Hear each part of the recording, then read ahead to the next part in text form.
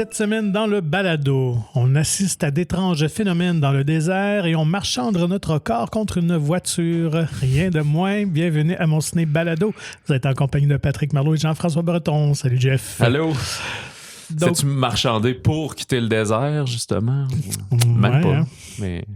Mais quasiment. Il y a un problème de voiture dans le désert Ben aussi. oui, tout à fait. Ça? Donc, c'est la thématique de la semaine. Les chars. Les chars. C'est ce qui lie les deux films, mais c'est vraiment pas des films de chars. Vraiment pas.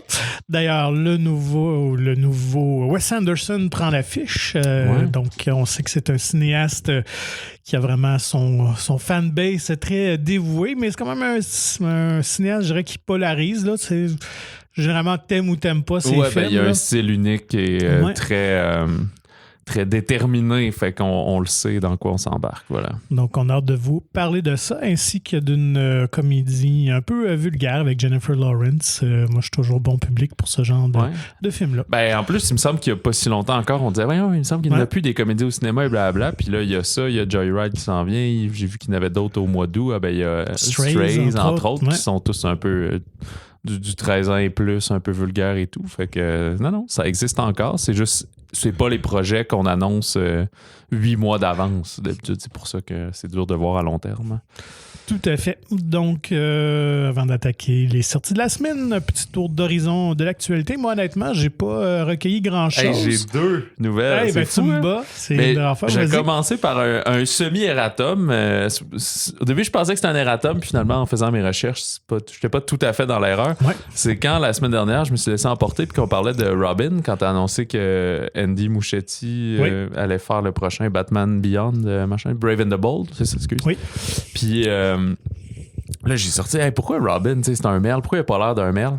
Puis là, on m'a corrigé. On m'a dit qu'en fait, l'origine de Robin, c'était plus de Robin Hood, en fait. Là. Fait qu'il y a un petit look avec son petit bandeau, je sais pas trop. Là. Fait que c'est vrai. Les créateurs, ils aimaient le look médiéval là, de Robin des Bois, en fait. Fait que là, je me suis trompé, mais en lisant, je lisais plus sur Wikipédia, là, mais quand même, ça recense beaucoup de sources, surtout que ce genre de personnage-là, la page en anglais est très, très dense sur ce personnage-là. Il y a d'autres sources, puis d'autres altérations qui, eux, ça venait vraiment de l'oiseau, le American Robin, là, le merle d'Amérique. Fait que c'était pas tout vrai, pas tout faux. Et surtout... je pense qu'il parlait de celui de Frank Miller, entre autres. Puis quand Robin, on connaît plus Dick Grayson, mais à un moment donné, ça devient Tim Drake. Puis là, à un moment donné, lui devient Red Robin. Puis là, il y a vraiment un casque complet un peu à la Batman. Puis là, il y a plus l'air... sa cape, elle fait plus aile d'oiseau et tout. Là. Puis qu'éventuellement, il prend un look plus aviaire, si on veut. Mais sinon, c'est ça, c'est plus Robin des Bois. Fait que... Mystère résolu, ça peut expliquer l'espèce de bobette, l'époque des bobettes par-dessus les collants. Comme je disais, l'époque des super-héros était beaucoup teintée aussi par les acrobates de cirque. Donc Superman aussi, son design vient de ça. Et la raison pourquoi on lui donnait des couleurs très vives à Robin, c'était pour faire le contraste, évidemment, avec le Batman noir, sombre. Le Batman très sombre. Oui, il l'avait créé, c'est ça qu'il disait, pour que les jeunes aient un point d'ancrage. C'est comme moi dans l'histoire, je suis Robin, puis si j'avais un ami, non.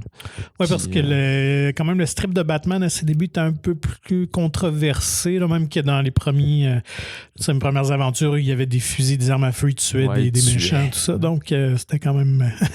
on était plus proche d'un autre personnage qui s'appelle The Shadow. Mais j'ai oublié de regarder le fameux Brave and the Bold. C'est quoi le look de Robin là-dedans? Ouais, effectivement, écoute... Ça doit pas être la cape jaune, là, puis les souliers de lutin, là, je sais pas.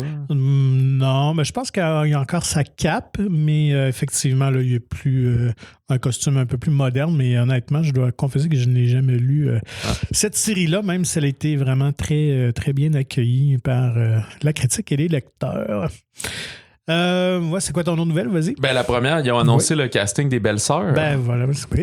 Fait que casting quand même de feu, qui va être réalisé par René Richard Cyr, c'est lui qui avait fait la version comédie musicale qui a un franc succès au théâtre vraiment. Depuis 2010. Je ne sais pas si elle tourne encore, mais en tout cas, elle a tourné pendant plusieurs années.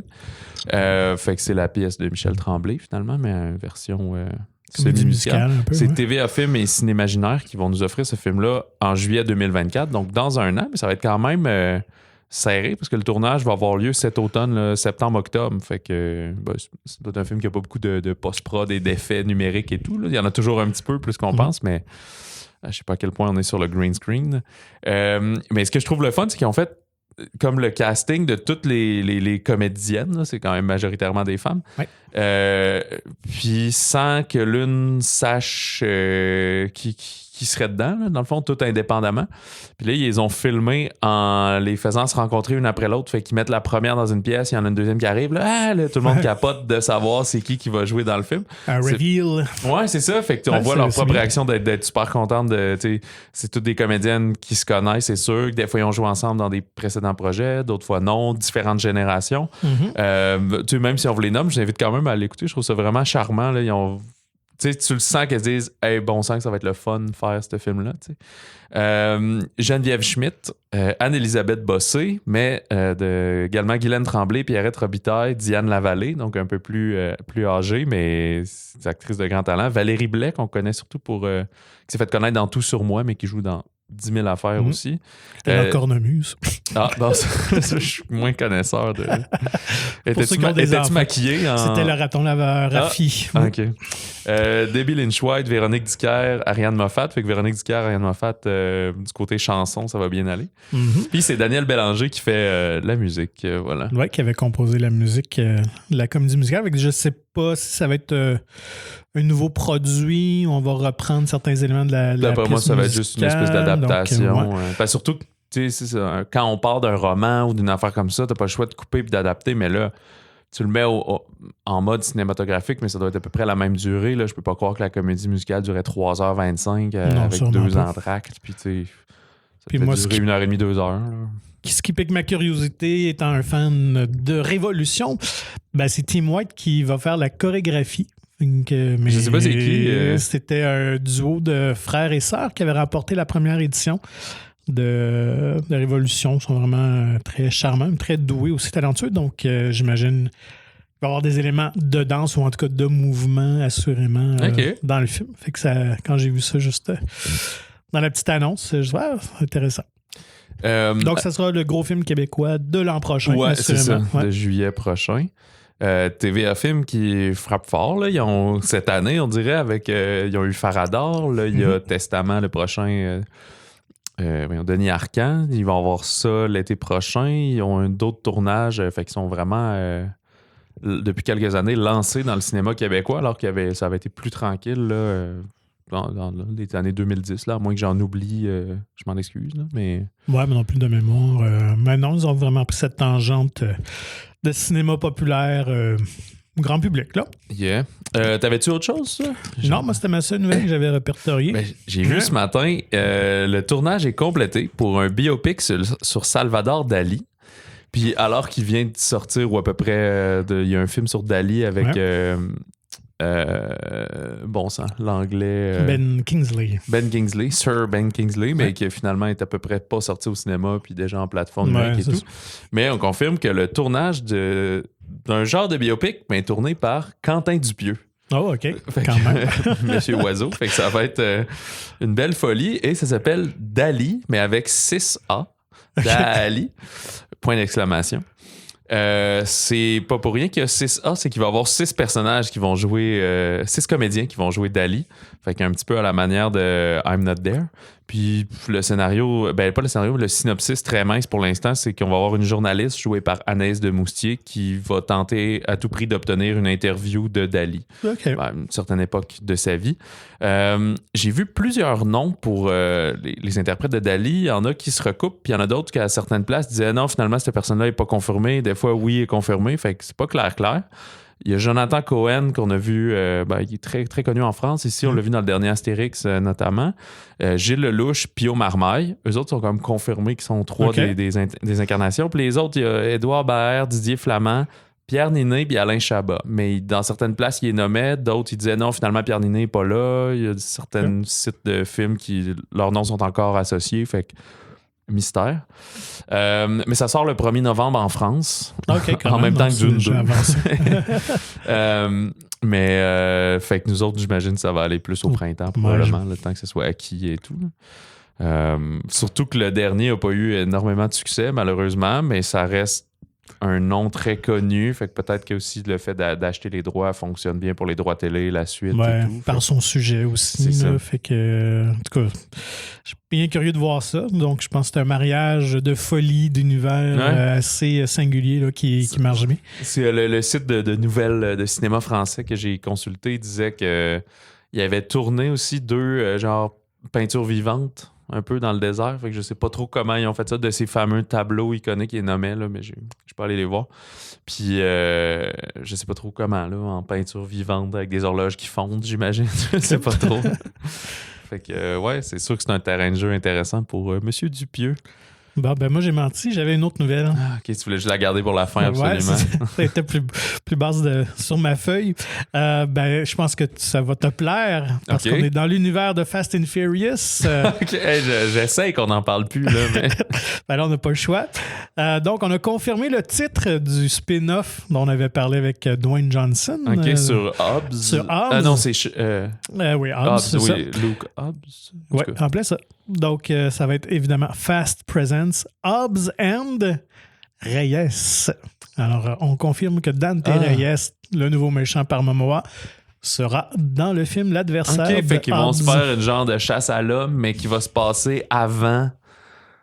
Puis que là, il va avoir ça, puis après, il va avoir le deuxième, va être tabarouette. Ouais.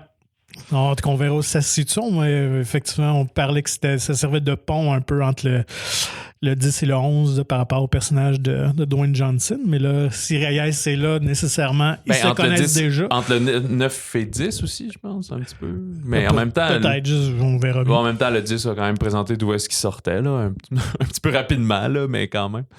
Je sais pas. C'est sûr que, comme quand il avait fait le Hobbs et Shaw, ce qui avait d'intéressant, c'est qu'il y a de moins...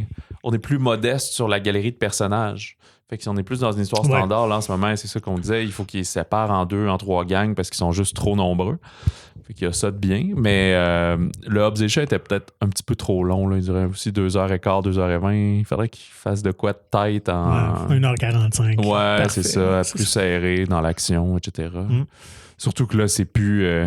il laisse toujours les voitures et tout, mais tu sais, le personnage de Hobbs, il conduit plus des gros camions puis des pick-up. Là.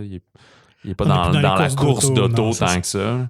Puis Dante, on sait pas trop. Il a sûrement tous les skills, mais quoi que dans le dernier, il fait exploser les voitures de ses concurrents. Il est pas si bon que ça, hein? C'est un tricheur. Et voilà. Alors, à suivre, on n'a pas de date de tournage encore d'annoncer, mais j'imagine que ça devrait se faire. D'après moi, on n'a même pas de scénario, on a juste annoncé. Ils ont brainstormé, ils ont annoncé le titre, puis là, il s'assure qu'à tous les mois, on en parle. Surtout que chaque fois qu'il annonce des nouvelles de même, là, le 4, il commence son 5e week-end, je pense. Il perd des écrans de plus en plus. Il n'est pas aussi fort au box-office que ce qu'il aurait espéré, c'est sûr. Fait qu'on fait tomber des nouvelles, puis on dit hey, oubliez pas, là, allez voir Rapid 10, s'il vous plaît. Là. Donc, ben voilà, le tour pour les nouvelles. Allons-y avec les bandes annonces. Ah, ça, il y en a pas mal. Une semaine assez chargée, puis vraiment des films très intéressants. Débutons, moi, avec lui qui m'intrigue le plus. C'est Challengers de Luca Guadagnino. Ouais, Zendaya. Une espèce de drame sportif, romantique. Un peu sexy de ce qu'on peut voir d'abord. Qui a l'air de s'étaler sur plusieurs années. Là. Fait que ça a enflammé les réseaux sociaux. Ouais, puis j'ai oublié de noter, c'est pas un scénario de lui, par contre, c'est d'une autre personne. Ouais. Puis, on va suivre comme Zendaya, puis 2 autres mecs, Josh O'Connor, Mike Feist, qui sont des joueurs de tennis qui se séduisent un peu à l'air de tomber en couple avec un d'eux, mais il y a une blessure sportive, puis une espèce de triangle amoureux qui devient de la rivalité quelques années plus tard. Chronique de tennis, là, genre. Ouais, c'est ça, mais de ce que je comprends, donc Zendaya, justement, c'est une star de tennis, elle se blesse, elle va devenir entraîneur de un des 2 mecs qu'elle devrait former un couple, et finalement, lui, je pense, sa carrière va partir, et l'autre garçon, je pense que c'est parti un peu du threesome, va l'affronter lors d'un tournoi où ça sera quelqu'un qui tente de se qualifier, donc un challenger contre un joueur établi.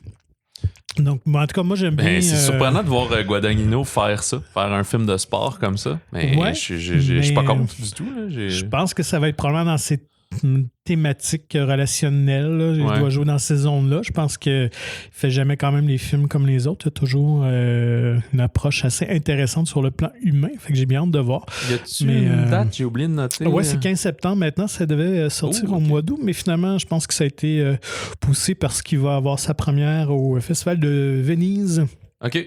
Où le réalisateur, je pense, bien la cote là-bas. Bones and All avait été présenté. D'ailleurs, il a gagné le prix de meilleure réalisation. Ah, OK. Puis Call Me By Your Name aussi, je pense que ça avait été comme le point de départ de ce film-là. Fait qu'il y a son abonnement. Oui, je pense que oui.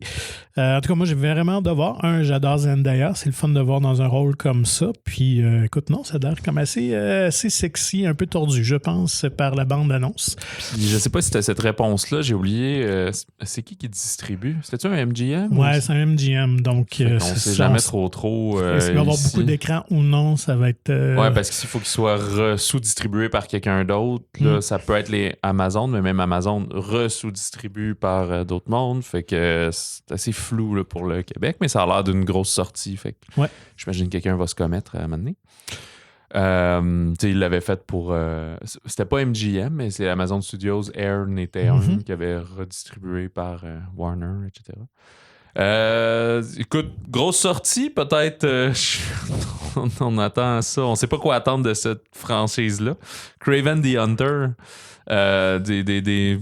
L'univers Spider-Man, c'est des méchants Spider-Man, un peu à la Venom, à la Morbius. Fait que Sony utilise les seuls droits qu'ils ont, c'est Spider-Man, mais ils peuvent pas faire des films juste de Spider-Man sans travailler avec Marvel. Fait qu'ils font genre leur propre shit. Fait qu'ils prennent des héros, des anti-héros, puis ils font l'air d'être méchants, mais pas aussi méchants qu'un autre méchant. Aaron Taylor Johnson, qui joue le rôle principal de cette espèce de fils de mafieux russe qui va recevoir du genre de goutte de sang de lion puis devenir mi-homme, mi-humain. Plus pas physiquement dans le sens qu'il pousse pas du poil comme un loup-garou, mais qui a juste des super pouvoirs de traquer les gens et tout. Ce que je trouve intéressant, Russell Crowe qui joue son père et que finalement il y a des daddy issues, fait qu'il veut juste se venger de son père plus tard. Ariana DeBose qu'on va voir là-dedans. Fait que c'est un blockbuster. Là, on signe des gens talentueux, beaux et belles, puis on espère que ce soit pas trop un shit show. Mais le film a l'air assez violent. Je pense qu'on va être dans le R-rated peut-être, là, à manger des oreilles puis du nez du monde. Moi, j'étais surpris un peu par la violence potentielle dans la bande-annonce quand même, là, pour un film de super-héros qui généralement on essaie de ratisser plus large comme public. Fait que je pense que Sony essaie d'aller... on l'a vu un peu avec... Morbius, ça a été un peu... c'est aussi un development hell, là, ce film-là. Fait qu'on essaie d'aller quand même dans quelque chose de plus sombre, de plus intense, plus fidèle au comic book. Mais souvent, le scénario n'est pas à la hauteur des ambitions, je trouve. Mais laissons-nous surprendre. C'est J.C. Chandor qui avait fait, entre autres, A Most Violent Year, qui était comme un excellent drame de mafieux. Il y a à peu près 10 ans déjà. Fait que lui aussi, surprenant de voir ça dans des grosses franchises comme ça, mais ça peut n'être que positif, j'imagine. Donc, à découvrir en octobre pour les amateurs du genre qui ne sont pas tannés encore des films de super-héros. Les amateurs du genre qui ne sont pas beaucoup à se bousculer aux portillons, c'est ainsi. Sinon, écoute, double dose le 22 septembre. Il y a Drive Away Dolls. Okay. De l'ancien duo des frères Coen, parce qu'Ethan et Joel, ça fait quelques années maintenant qui ont décidé un peu de se séparer, de faire une pause professionnelle. Pas parce qu'ils sont en chicane, mais je pense qu'il y avait juste une fatigue de travailler ensemble. Donc, ils avaient comme besoin de se renouveler un peu. Donc, Ethan Coen avait fait auparavant un documentaire sur Jerry Lee Lewis. Donc là, c'est vraiment sa première fiction qui a co-scénarisé avec sa compagne Trisha Cook. Et c'est une espèce de road movie très à la Coen. Ouais, criminel funny, là. Ouais, des personnages assez excentriques, beaucoup de dialogues. Ça se passe sur... l'histoire tourne autour de deux filles qui tombent... qui viennent à former un couple, puis finalement décident de partir en road trip. Et ils vont tomber sur des mafieux, une espèce de valise qui contient probablement quelque chose d'important. Quand même, on le voit dans la bande-annonce, tant dans la mise en scène, dans les couleurs, là, on est dans un esthétisme assez léché que les Coen nous ont habitués. Au générique, Margaret Qualley, Géraldine Vinas... Attends, je vais essayer de le lire comme il faut. Viswanathan et quand même Pedro Pascal, qui est maintenant de tous les films, ou presque. Puis j'ai vu que Benny Goldstein aussi, je pense. Ouais, elle qui est aussi. dans Booksmart, là, que j'aime bien. Donc, vraiment, je pense que ça pourrait être un même des Matt films, Damon. ouais, Matt Damon a un petit un petit caméo rôle. espèce d'assassin ou je sais pas trop. Là. Fait que, très curieux de voir ça. Exact. Et ça, parce que tu as dit le doublé, c'est-tu Dumb Money? Ouais, effectivement, ouais. Ça m'a surpris parce que je pensais pas que c'était un film qui arriverait si vite que ça. Mm-hmm. C'est avec Paul Dano, Shailene Woodley, il y a aussi Seth Rogen, Nick Offerman, Sebastian Stan, qui parle de la saga GameStop, des actions en bourse là, qui étaient parties en folie, puis que là, on va être un peu dans le shortage, puis toutes ces affaires-là. Je sais pas si ça va être aussi clair que, mettons, comment il s'appelle l'autre film sur... quand c'était la crise immobilière là, qui avait été faite, ça, là.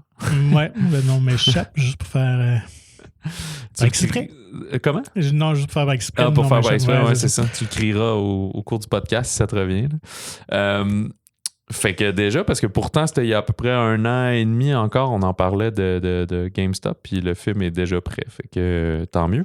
C'est Craig Gillespie qui est aux commandes. Sûr que son dernier film, je pense, c'était Cruella, mais un peu franchise Disney qui vont chercher des réalisateurs différents.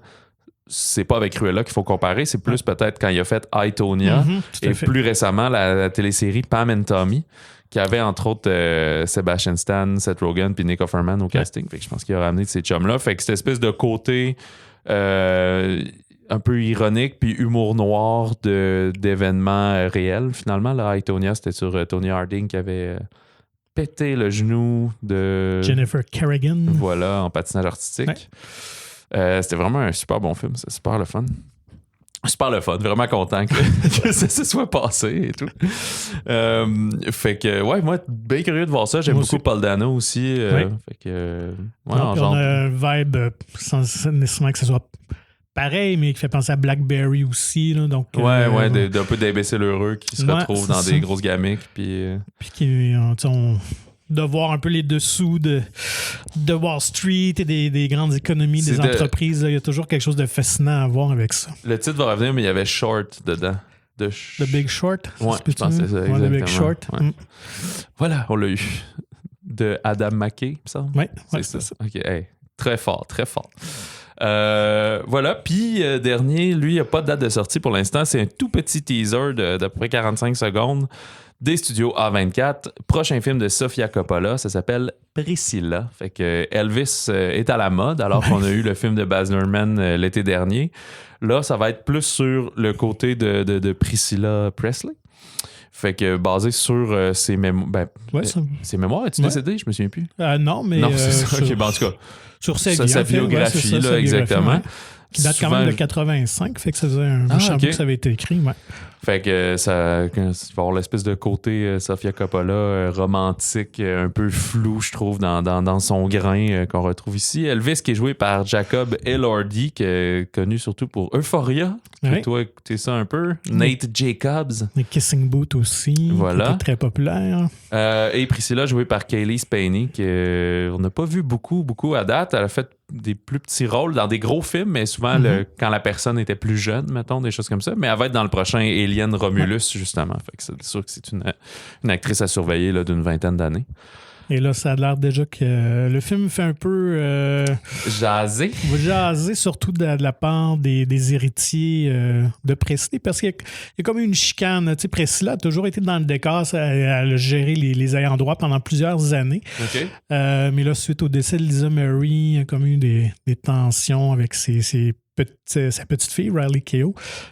Puis, c'est vrai, j'oublie toujours ça. Ouais, et donc, fait que c'est ça. Fait que là, ça a l'air que l'autre gang des Presley sont pas très heureux du film, alors que Priscilla, elle est très contente. Je suis un peu mêlé, là. Lisa Murray, c'est leur fille? Ouais. OK. Puis, fait que leur fille est morte avant... Ouais, ben justement après les Golden Globes, quelques... Ouais, c'est ça, mais je suis mêlé. Dans ma tête, je pensais que c'était comme la femme d'Elvis qui était décédée. Non. Priscilla est toujours vivante. Ah ouais, OK. Ouais. Ah, dommage. Désolé pour elle. Fait que, ouais, c'est ça. Alors, j'ai bien hâte de voir ça parce que On a tendance à l'oublier, mais ils ont quand même commencé à se côtoyer alors qu'elle avait 14-15 ans. Là. On voit qu'on le... C'est sûr qu'ils n'ont pas pris une actrice de 14 ans, mais on en discute un peu dans juste la petite bande-annonce. Là, elle dit genre, il n'y a pas du monde de ton âge qui t'intéresserait plus que... C'est quand même intéressant le parallèle. À la même époque, tu avais Jerry Lee Lewis. Puis lui, il avait aussi. comme déjà 25 ans, genre? Ouais, Presley était déjà dans le début vingtaine, mais au moins, il a attendu de la marier une fois qu'elle était rendue majeure, ce que Jerry Lee Lewis n'a pas fait avec sa cousine. Ah là là! Mais voilà. Toute une histoire. Je savais pas tout ça, mais on en a parlé à quelques reprises cette année. Puis je sais, ben. Donc, voilà, ça fait le tour un peu des bandes annonces. Alors, je pense des films vraiment intéressants à découvrir cet automne pour la plupart. On verra Priscilla, lui, peut-être va se positionner peut-être pour les Oscars en fin d'année ou quelque chose comme ça. Ouais, ils ont juste dit bientôt. Puis, tu sais, A24 a toujours une stratégie assez unique là, de mise en marché. Là. Il se fie beaucoup au bassin puis à leur culte un peu. Fait qu'ils n'annoncent pas les choses tant d'avance d'habitude.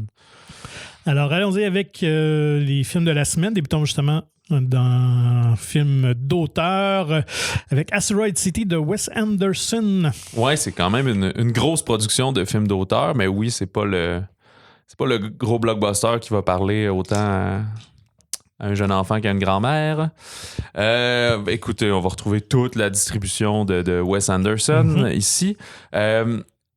Assez spécial, si vous avez vu la bande-annonce, on comprend qu'on est dans un climat désertique, entouré peut-être d'extraterrestres, où il y a eu un astéroïde qui est tombé. Mais il y a comment on appelle ça, une mise en abîme, en fait. C'est plutôt qu'on est à New York, où un dramaturge puis un metteur en scène sont en train de préparer la production d'une pièce de théâtre, qui, elle, est un congrès d'astronautes en herbe qui est tenu en 1955 dans le désert de l'Arizona. Fait que on voit la préparation de la pièce, puis après, on voit la pièce, mais pas comme une pièce de théâtre. On la voit comme le film, comme les images que vous avez vues circuler. Ce qui va... en tout cas, on en reviendra dans les commentaires. Là. Mais bref, fait qu'on va avoir ce congrès d'astronautes en herbe qui visite, où il souligne la fois qu'un astéroïde est tombé... a créé un cratère et est tombé à cet endroit-là. Mais peut-être qu'on aura droit à la visite d'extraterrestres et que ça viendra bouleverser ça et mettre la ville sous, pas embargo, mais comment on appelle ça? Quarantaine. Quarantaine, voilà, merci. Fait que... c'est un peu ça. Ouais. Vas-y. Donc, comme je vous le disais d'entrée de jeu, Wes Anderson est quand même un des cinéastes américains les plus intrigants, les plus originaux des 20 dernières années. Mais en même temps, c'est un réalisateur qui polarise parce que c'est pas tout le monde qui adhère nécessairement à son style cinématographique. Donc, si vous n'aimez pas les films de Wes Anderson, on ne tentera pas de vous convaincre d'aller le voir parce que c'est pas lui qui va vous faire tomber en amour avec son univers, bien au contraire. C'est le plus... je trouve qu'il est à son paroxysme ici de Wes Anderson. C'est plus aride, mais... il est comme... Ça, je me le disais quand on est sorti du visionnement aussi, j'étais là, je le trouvais un peu dense, mais en même temps, il s'écoute super bien. C'est juste qu'il est très ce qu'il est, là. Comme on dit, tous les clichés d'Anderson sont un peu là dans ses dialogues. Puis oui, il a l'air aride parce que dans sa pellicule, son traitement, tu vois qu'il a l'air de faire chaud, puis tout est saturé, pâlotte et tout.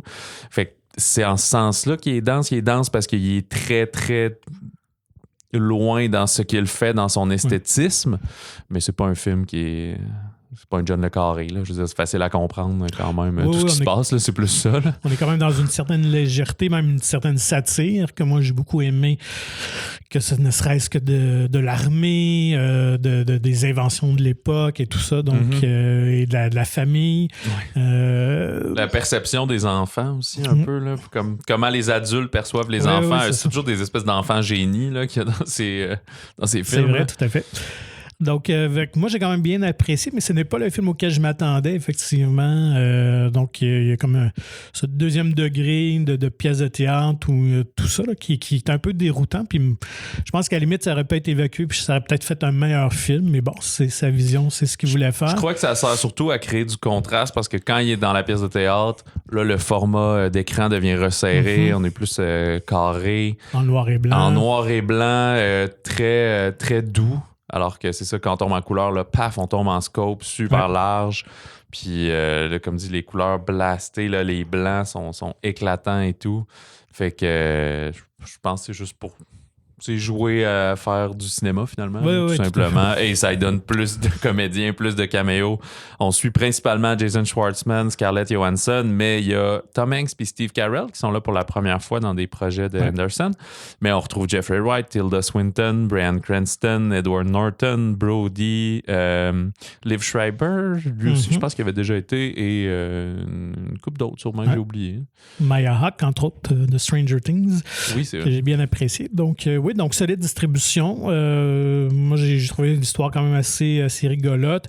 Au niveau de l'esthétisme, écoute, c'est un des très beaux films que j'ai vu dans les dernières années. Là, tant la direction artistique, direction photo. Ouais. C'est vrai que la DA aussi, on parle beaucoup de ces cadrages symétriques et tout, mais la conception des décors, comment c'est super beau, la petite ville et tout. Vraiment, qu'ils ont construit dans le désert d'Espagne pour l'occasion. Fait que ça, je pense qu'il va sûrement recevoir quelques nominations aux Les Oscars. séquences de train au début aussi, je trouvais super bien faites, que des fois, on dirait des vrais, des fois, je comprends que c'est des maquettes, là, un peu. Puis, mais... Même dans le décor aussi, des fois, des plans, t'es pas sûr. C'est-tu vraiment réel ou il y a des décors en arrière-plan? Oui, c'est pas vraiment. Quasiment théâtre, justement, là, d'avoir juste un panneau de bois peinturé qui te donne une impression de profondeur. Le petit Roadrunner, le grand Géo Coucou, là, qui est comme en animation, mais volontairement un peu cheap. Là.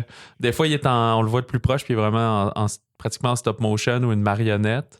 D'autres fois, c'est du numérique,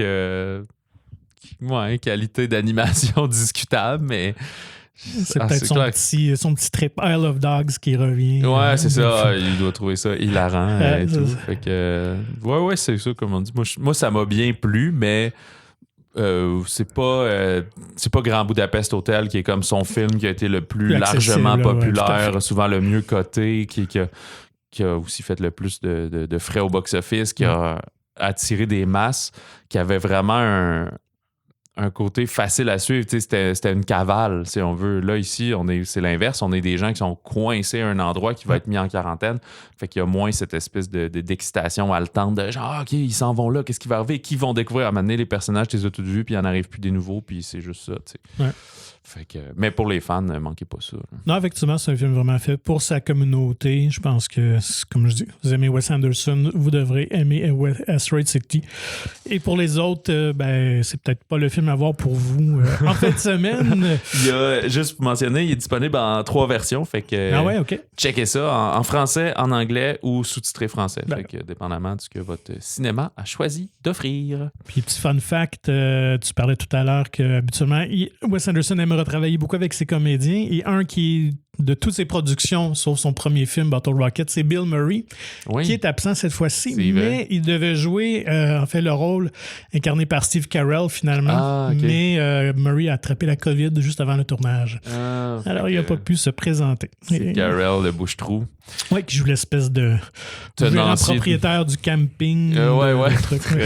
Très miteux. Très unique, avec des distributrices pour toutes. Là.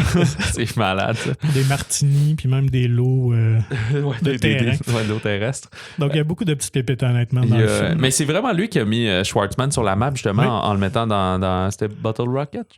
C'était-tu dans Rushmore? Rushmore, c'est dans Rushmore qui était là, puis il y avait justement l'espèce de triangle amoureux avec Murray puis l'enseignante. Là. Ouais. Donc, Schwartzman, qui est le neveu et cousin neveu de Francis Ford Coppola et cousin de Sofia Coppola. OK. Donc, petit cousin de Nick Cage ou c'est quoi? Effectivement, on reste dans la même famille. Puis, il travaille aussi, Wes Anderson, beaucoup avec Roman Coppola, le fils de Francis aussi. Donc, une filiation là avec cette famille pour Anderson quand même. Mais Schwartzman est toujours, je l'aime bien dans ses personnages excentriques.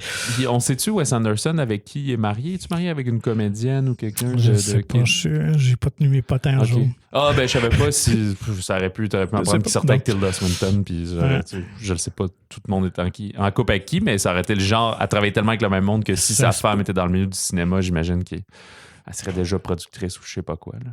Ça se pourrait bien. Alors, allons dans un autre type de comédie plus grivoise cette fois-ci. Oui. No Hard Feelings de Gene Stupnitsky. Oui, lui qui avait offert, entre autres, Good Boys il y a, je sais pas, 5 ans à peu près. Ouais, ça doit être 2017. C'est ça. Cette fois-ci avec Jennifer Lawrence Andrew Bart Feldman, qu'on a vu entre autres dans High School Musical.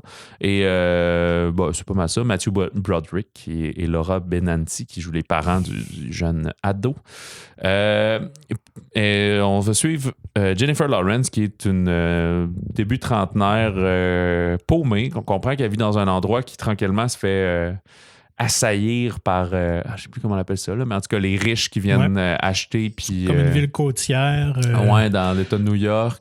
Puis que l'été, tous les riches viennent là, font du bateau, fait rachètent les propriétés de plus en plus. Fait que le coût de la vie devient extrêmement cher pour les simples travailleurs qui sont là-bas. Fait qu'elle a de la misère à payer les taxes de la maison qu'elle a héritée. Fait qu'elle a besoin d'une voiture et elle trouve une petite annonce c'est deux parents qui sont prêts à offrir une voiture à quelqu'un en échange de pas mal déniaiser leur fils, qui est super intelligent, mais juste avant de rentrer à Princeton, ils le trouvent un peu trop pogné. Ils ont peur qu'il se fasse manger la laine sur le dos. Fait qu'ils disent qu'il faudrait qu'il ait des expériences sexuelles et autres, puis que ça le casse un peu, tu sais. Fait que, elle accepte. Dans les belles valeurs américaines. Oui, c'est ça. Puis, tu vois, le père, c'est ça qui dit, moi, avant de rentrer, c'est ça, là, j'ai rencontré quelqu'un, ça m'a ouvert sexuellement, puis là, ça m'a aidé à me faire une carapace, puis à m'épanouir dans la vie. Fait que bon, puis le deal, c'est qu'il faut pas que le jeune le sache que tout ça est arrangé. Ils veulent pas juste y payer. C'est ça. Mais le personnage de Lauren, c'est pas une prostituée, c'est juste quelqu'un qui est comme une travailleuse du sexe. C'est juste quelqu'un qui a besoin d'argent, puis qui a cette opportunité-là, puis qui est assez décomplexé pour dire, oui, moi, je vais coucher avec quelqu'un pour avoir une auto, pas de problème. Là, ça va me sortir de la merde pour cet été. Fait que voilà, fait que oui, c'est une comédie. C'est...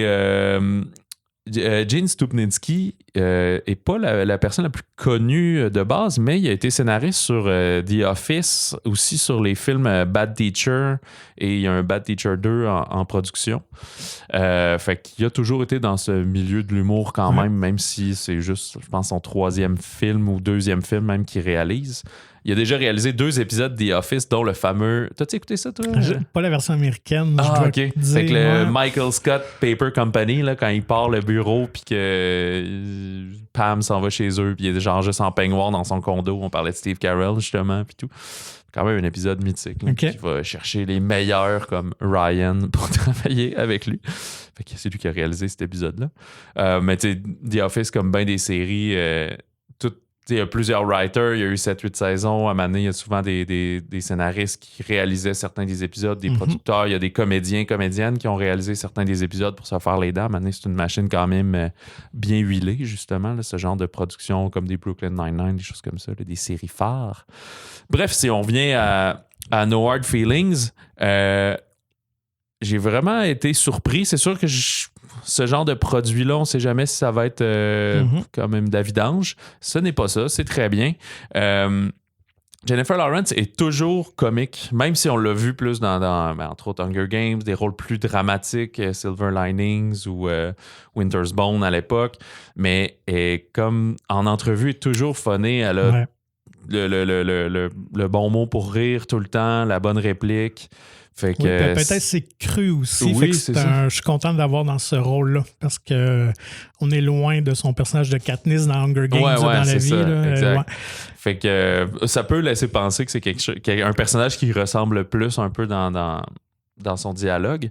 Fait que oui, c'est vraiment un peu rafraîchissant, je dirais, de l'avoir là-dedans. Le kid est très bon. C'est pas un ado, tu sais, c'est pas un nerd tout pogné. C'est juste quelqu'un qui a beaucoup de talent. Il est juste socialement un peu gêné, un peu introverti.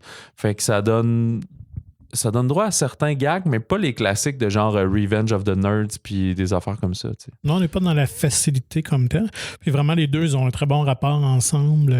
La chimie passe bien. Puis, tu sais, quand même, c'est pas aussi vulgaire que j'aurais pensé que ça aurait pu être. Même s'il y a quelques gags un peu crus. Mais en même temps, il y a une belle humanité, une belle sensibilité aussi à travers ça dans le message. Là. Donc, je trouve que c'est une bonne comédie quand même avec de bons sentiments par moment. Là. On est touché, puis... c'est ça, sans révéler, évidemment, à un moment donné, tu vas te rendre compte que peut-être chacun essaie de tirer quelque chose de cette relation-là, mais ils vont peut-être trouver autre chose que ce qu'ils cherchaient à avoir au départ.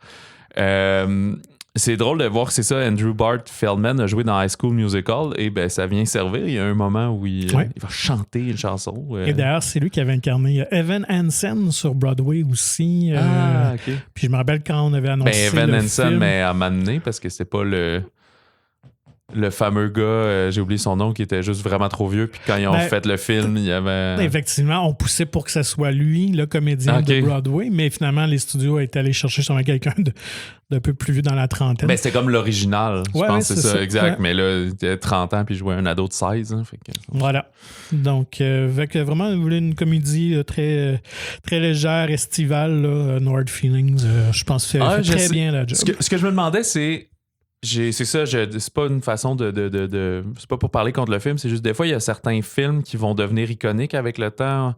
Il y a plusieurs facteurs à ça. Il y a la qualité du film, mais il y a aussi comme le moment qui sort, l'espèce d'environnement, les sujets, est-ce qu'il va bien vieillir ou pas. Lui, il y a des regards sur ça sans être trop dans la gueule, mais tu sais, un peu justement, j'ai oublié comment ça s'appelle, la gentrification, c'est ça. L'utilisation des médias sociaux, des choses comme ça. C'est juste un petit peu, sans être trop au centre du film, fait que c'est bien correct. Mais, tu sais, on pense à Happy Gilmore, mettons, qui est comme peut-être le film fort de Adam Sandler, qu'on va se souvenir à jamais, des choses comme ça. Puis je me demandais un peu qu'est-ce que ça prend, tu sais, suite au visionnement, je me questionnais. Est-ce que, tu sais, il y a certaines scènes, là, je sais pas si c'est spoilé, une scène de bataille nue, des coups de poing dans la gorge qui est quand même drôle, des affaires comme ça, des scènes de cascade de voitures qui peuvent être des moments iconiques à leur façon. Mais c'est sûr que ça prend... faut qu'il y ait des gens. Si personne n'écoute le film, ça sera pas iconique. Si plein de gens l'est, est-ce que ce film-là a le matériel pour que dans 10 ans, on se souvienne de... Je sais pas si... il y a des moments aussi forts que tu parles de Happy Gilmore ou There's Something About Mary, c'est ça, qui ont vraiment marqué la culture populaire là, au moment de sa sortie. Là, ça devenait comme un... Mais c'est aussi parce que... Talk of the Town, tout le monde devait aller le voir parce que, oh my God, on croit pas ce qu'on nous montre. Là. Fait que, mais ça va pas aussi loin, je trouve. Marie, un je ne sais quoi, il me semble que ça a fait genre 200 millions. Là. Ouais. Oui, c'est ça. C'était peut-être pas ce qu'ils s'attendaient, mais là, ici, je pense pas que le film va aller chercher ça. Je pense que s'ils font 100 millions, ça va être capoté. Là. C'est peut-être plus un film qui va faire 30-40. Là. Ouais. Fait qu'il y aura jamais autant de gens qui vont le voir. Déjà, il doit être rated R aux États-Unis, puis fait que ça devient plus limitatif. Là. Fait que, mais je sais pas, peut-être pour une génération, c'est le genre de film qui pourrait être pas iconique, mais un peu intemporel, là, qui pourrait durer un certain temps. On verra bien. Voilà. Mais c'est vrai qu'il n'y en a pas eu dans les dernières années. Tu avais eu American Pie aussi au tournant des années 2000. Ouais, c'est ça. Après ça, tu avais eu Superbad aussi. Ouais. Mais moi, j'ai full aimé. Depuis 5, 6, 7, 8 ans. Là, on parlait tantôt de Benny Goldstein. Moi, j'ai beaucoup aimé Booksmart, mais je le sais qu'il n'a pas cartonné au box-office. Non, c'est assez niché. Trop peu de gens l'ont vu pour qu'il devienne de quoi d'iconique, mais il y avait certaines scènes comme ça quand les filles... prennent un Uber avec des bonnes nylons sur la face pour pas se faire reconnaître, puis c'est des affaires comme ça qui auraient pu marquer, mettons, mais pas tant. Il y a juste moi qui le réécoute une fois par année, là, mais c'est tout. Fait que bonne chance à No Hard Feelings et Stupnitsky, qui travaille sur Bad Teacher 2 aussi. Pourtant, Bad Teacher a eu un certain succès, mais c'est pas un film qu'on se rappellera jamais. Mais c'était aussi un peu un contre-emploi pour Cameron Diaz d'être dans un rôle grivois comme un peu Jennifer Lawrence se retrouve ici. T'sais. Fait que, bref, un peu de sang neuf d'une certaine façon. Sinon, elle a vraiment une belle carrière, en fait, Lawrence. Oui, elle est très variée. C'est ça. Ouais, c'est ça. Il y a eu des films moins bons que d'autres. Là. J'ai pas vu, mais Passenger, il paraît que c'est un petit peu moins intéressant. Mais autant un peu du indie. Moi, j'ai bien aimé Don't Look Up l'an dernier, de McKay aussi, justement. Ouais, me semble, oui. Puis, fait que, j'y souhaite tout le meilleur. Donc, pour la famille, si vous avez vu Élémentaire, vous avez vu La Petite Sirène, vous cherchez un autre divertissement, si jamais il y a des jours de pluie à venir, Le Tigre et l'Enfant de Brando Quilici. Ouais, qu'on suit. C'est un orphelin qui va indien qui va sauver un bébé tigre des griffes d'un braconnier, puis qui va s'enfuir avec la bête, avec l'animal, dans les hauteurs de l'Himalaya pour en fait l'amener dans le nid du tigre, cette légende où un ancien je sais plus, monastère avait servi à abriter des tigres ou je sais pas trop quoi. Mais là, tout le monde va courir après lui, les contrebandiers, les gens de l'orphelinat, etc. Mais il va se faire des amis sur son passage, j'imagine. C'est toi qui l'as vu, Patrick. Effectivement, ben oui. Écoute, moi, je dois avouer que j'avais quand même un certain intérêt à voir le film parce que j'aime bien les films qui ont des animaux. Je suis un bon public pour ça. Je les trouve tellement cute, surtout des félins. Donc, on parle de Mia et le lion blanc, puis du même réalisateur. Je pense qu'il y a un mystère avec des loups, quelque chose comme ça. Ouais, un lion, puis un loup qui était sorti. Ouais. C'est ça, le loup et le lion. Le loup et le lion, hein, c'était ça que j'avais bien aimé. Faudrait que je suis allergique à tous les animaux, fait que j'ai vraiment moins. Fait que j'étais le public désigné pour ça. Donc, fait qu'effectivement, le petit tigre qu'ils ont utilisé, il est vraiment cute. Et ça me fascine toujours quand même de pouvoir tourner des films avec des animaux comme ça, qui sont des prédateurs là, quand même. Puis d'habituer le comédien dès la naissance du tigre à l'habituer et tout ça. Donc, ça me fascine toujours. Et dans ce cas-ci, c'est très bien fait. Puisque je pense que j'ai plus apprécié du film, parce qu'on s'entend que c'est pas pour l'histoire comme telle. Là. Ça demeure des histoires assez classiques. Là. Ben, pour des enfants qui en ont pas vu tant que ça, c'est bien correct. Pour l'adulte que c'est pas ton premier rodéo, là, t'es genre bon. Justement, donc être un jeune enfant, je pense qu'ils vont trouver leur compte. Puis même les adultes, puis j'allais justement dire, c'est pas au niveau de l'histoire, mais c'est surtout au niveau des images puis du lieu où se déroule l'histoire. Donc, on est au Népal. Fait que quand même, c'est assez intéressant. Puis, on change quand même de 3 endroits. Là. Donc, on passe de la jungle à la ville, à l'Himalaya, les montagnes et tout ça. Donc, c'est assez rythmé aussi. Là. C'est un film de 90 minutes. Fait que ça perd pas trop de temps. Fait qu'il y a toujours quelque chose d'intéressant à voir.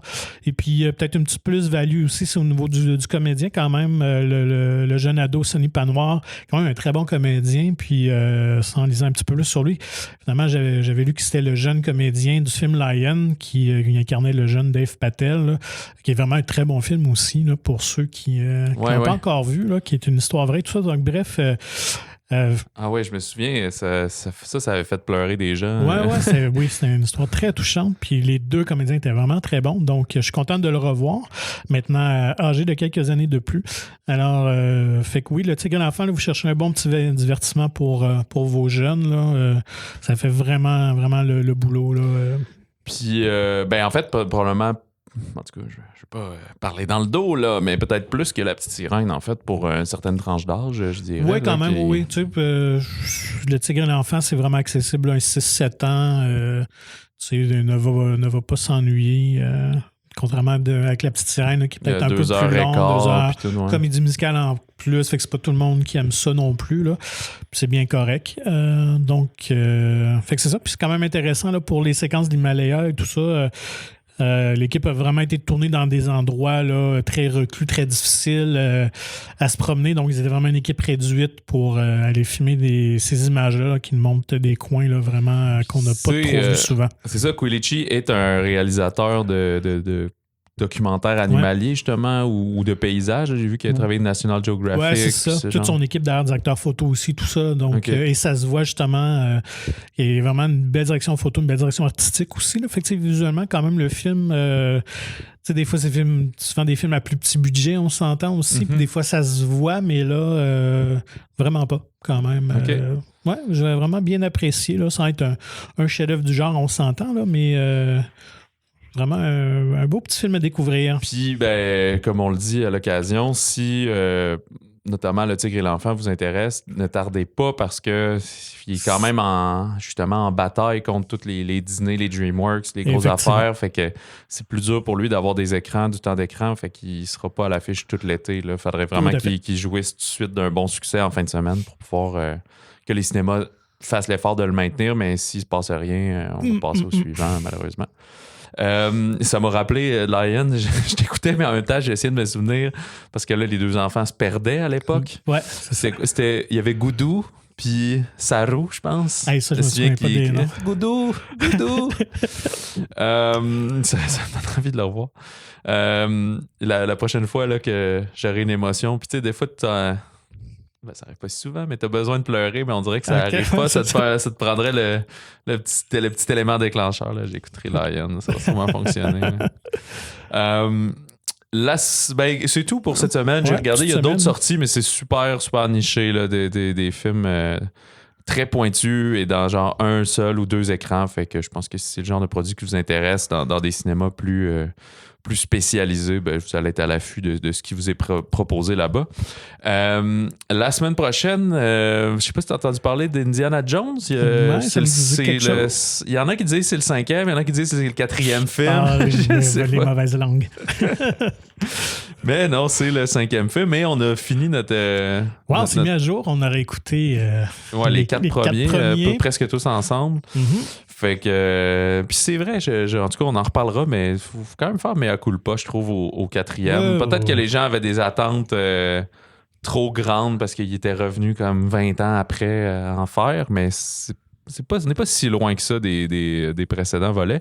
J'ai hâte de voir ici. À Cannes aussi, il y avait des critiques un peu tièdes, mais là, les critiques officielles commencent à sortir, puis c'est pas désastreux, là. OK, on criera pas au chef-d'œuvre, mais je pense pas que c'est un accident de char, là. Je crois que ça va être très bien pour les fans d'aventure du genre et de Harrison Ford. La conclusion devrait être satisfaisante. Ouais, ils ont annoncé que c'était officiellement le dernier, là, j'imagine. Harrison l'a dit. Ouais, parce que là, il s'était blessé en tournage et tout. Où il aurait fallu que tout de suite il y ait en production pour un suivant. Là. Ils ne peuvent pas attendre un autre 10 ans. Ça, c'est clair.